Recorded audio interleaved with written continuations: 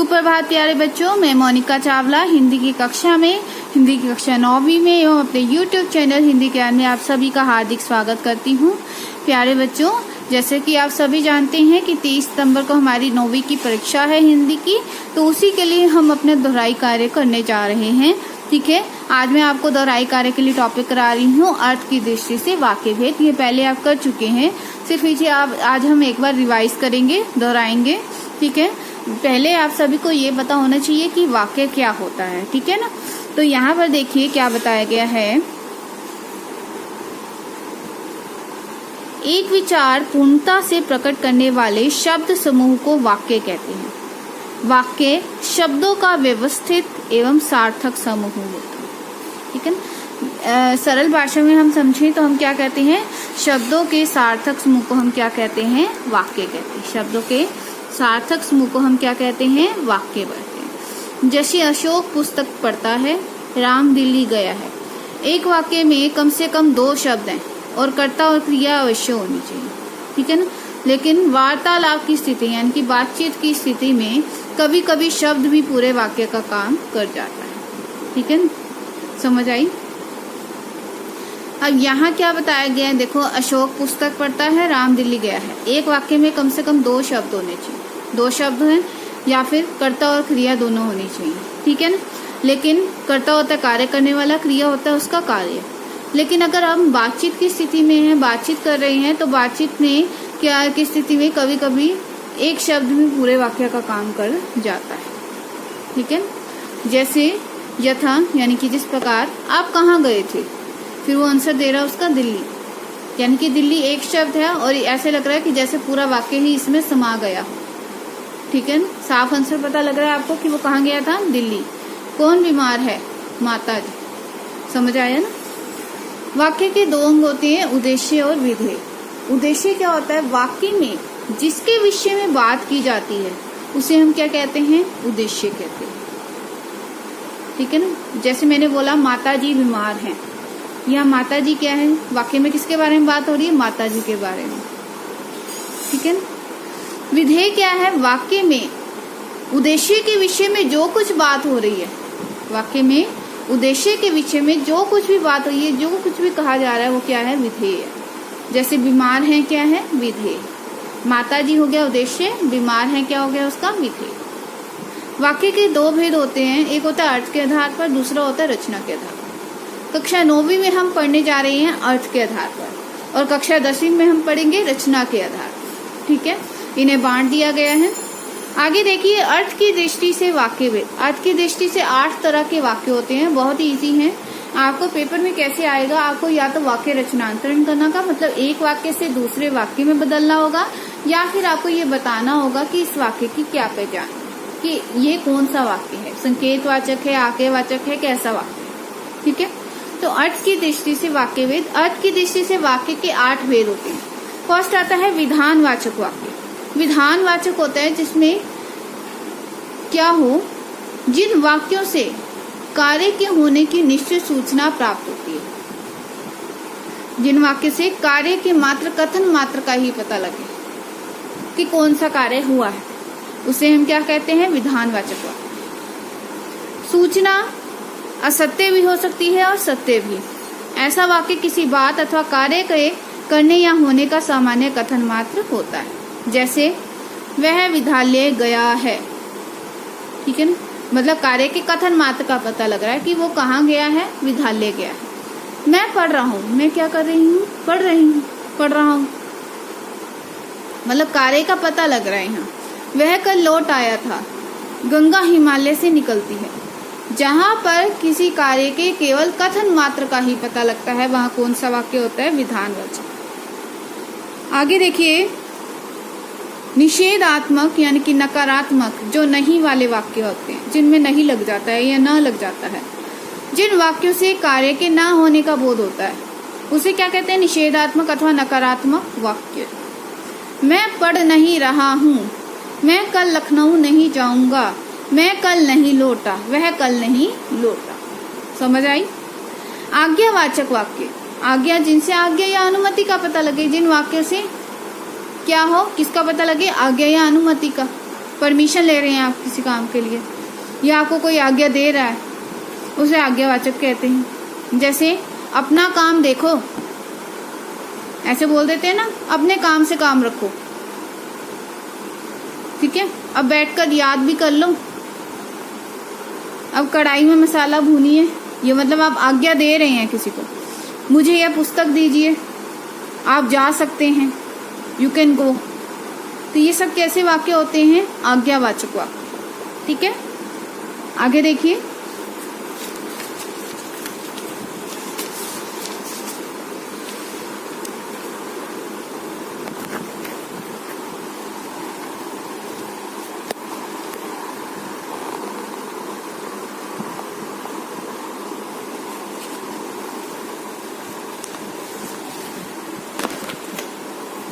आगे देखिए प्यारे बच्चों,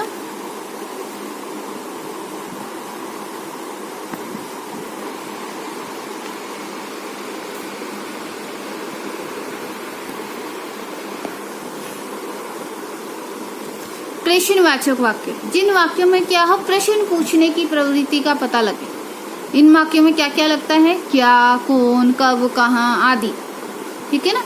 जैसे आप कल कहाँ गए थे, लास्ट में इनके क्वेश्चन मार्क है, तो कौन सा वाक्य है? प्रश्नवाचक वाक्य है। और लगा क्या हुआ? कहाँ।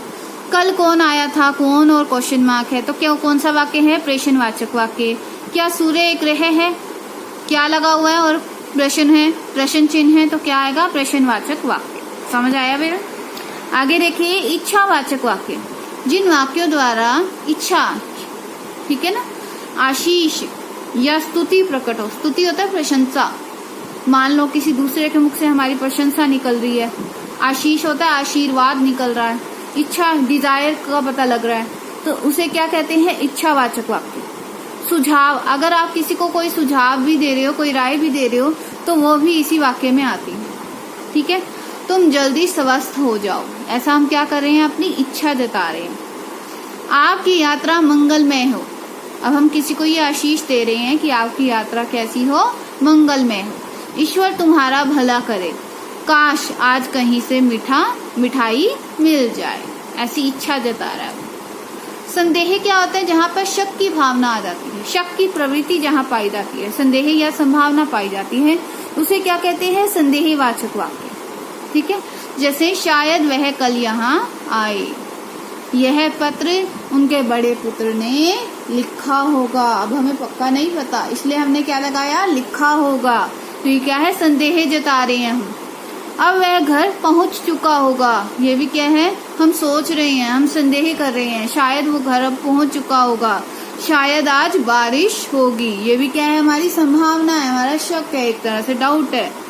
फिर आता है संकेतवाचक वाक्य। संकेतवाचक वाक्य में क्या होता है? जब आप किसी को संकेत करते हैं, ठीक है ना। संकेत क्या होता है? इशारा करना, ठीक है। जिस वाक्य में विधान यानी कि कार्य किसी शर्त की पूर्ति के बाद हो, अथवा जिस वाक्य में एक क्रिया का होना दूसरी क्रिया के होने पर निर्भर हो, उसे संकेतवाचक वाक्य कहते हैं। अर्थात एक क्रिया दूसरी क्रिया पर आश्रित, तो उसमें क्या, कौन सा वाक्य होता है? संकेतवाचक वाक्य। जैसे देखो क्या कहा गया है? अगर वह आएगा तो मैं जाऊंगा, अगर वह आएगा तो मैं जाऊंगा। अगर तुमने परिश्रम किया होता तो सफल हो जाते, यदि बस आई तो मैं स्कूल जाऊंगा। मतलब दोनों कार्य एक दूसरे पे डिपेंड है। अगर वह आ जाता तो उससे मिल लेता, अगर वो नहीं आता तो नहीं मिल पाता, ठीक है ना। तो मतलब एक क्रिया दूसरी क्रिया पर जब आश्रित होती है, डिपेंड होती है, तो वहां कौन सा वाक्य होता है? संकेतवाचक, ठीक है ना। अगर बारिश होती तो फसल अच्छी होती, अगर बारिश होती तो फसल अच्छी होती, इस तरह से आप कर सकते हैं। यदि तुम परिश्रम करते तो सफल हो जाते, ठीक है। आगे देखिए, विस्मयवाचक वाक्य। विस्मय क्या होता है? जिनसे हर्ष, शोक, घृणा, लज्जा आदि भाव प्रकट होते हैं, उन्हें क्या कहते हैं? विस्मयवाचक वाक्य। इसका जो साइन होता है वो पता है सभी को? ऐसे एक्सक्लामेशन साइन, ठीक है ना। तो जिस वाक्य में हर्ष, शोक, घृणा, विस्मय आदि भाव प्रकट होते हैं, उन्हें विस्मयवाचक वाक्य कहते हैं, ठीक है। जैसे वाह बहुत सुंदर फूल है, शाबाश, क्या चौका मारा है। छी, बहुत गंदी बदबू है। उफ, कितनी गर्मी है। समझ आया बेटा यहाँ तक आपको? ठीक है, तो अब हम क्या करेंगे, इसी से रिलेटेड मैं एक एक्सरसाइज आपको भेजती हूँ। ठीक है, आपने क्या करना है, उस एक्सरसाइज को सॉल्व करना। ठीक है प्यारे बच्चों, आप क्या करेंगे, उस एक्सरसाइज को सॉल्व करके उसकी प्रैक्टिस करेंगे। ठीक है, तो यहाँ पर हमारा ये टॉपिक खत्म होता है, अर्थ के आधार पर वाक्य भेद। अब इसमें आपको मैं एक चीज और बताना चाहूंगी, कहीं पर क्या होता है, दो वाक्य इकट्ठे लग जाते हैं। ठीक है ना, जैसे मैंने आपको बोला था विधान और निषेध। ठीक है ना, मतलब दो वाक्य कहीं पर एक साथ हो जाते हैं, तो ऐसे वाक्य को हम क्या बोलते हैं, तो ऐसे वाक्य जो दो वाक्यों को, देखो क्या है इसमें, मान लो वाक्य में विधानवाचक भी है और निषेधवाचक भी है, दोनों इकट्ठे हैं। कार्य मात्रा का भी पता लग रहा है, पर कार्य के नहीं होने का भी पता लग रहा है, तो ऐसा वाक्य क्या होगा, विधान निषेधवाचक वाक्य। ठीक है, वैसे तो आप कोई भी एक वाक्य उसमें लिख सकते हैं जो आपको उसमें समझ आ। ठीक है प्यारे बच्चों, तो इसके लिए मैं आपको एक वर्कशीट भेज रही हूँ, आपने उसकी प्रैक्टिस करनी है। ओके, आंसर की भी मैं उसकी जल्दी से जल्दी आपके साथ शेयर करूँगी। ओके बेटा।